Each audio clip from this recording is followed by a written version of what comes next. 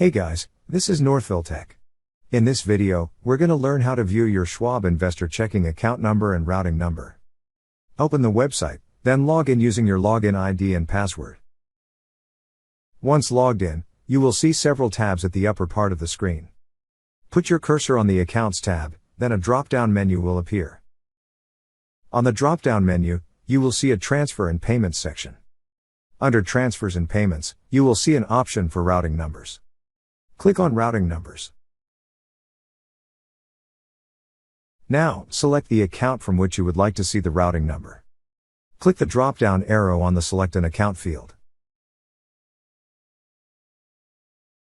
On the drop-down list, you will then see your accounts. Click on your Schwab checking account. And now, you will see your checking account number and routing number on the middle part of this page. That's how you view your Schwab Investor Checking account number and routing number. Thank you so much guys for watching, and if you have not yet subscribed to our YouTube channel, please subscribe to our YouTube channel as we create tech videos related to financial apps almost every day. Also check out our website northvilletech.com for great tech articles, and our recommended resources in the description below for various sign-up bonuses.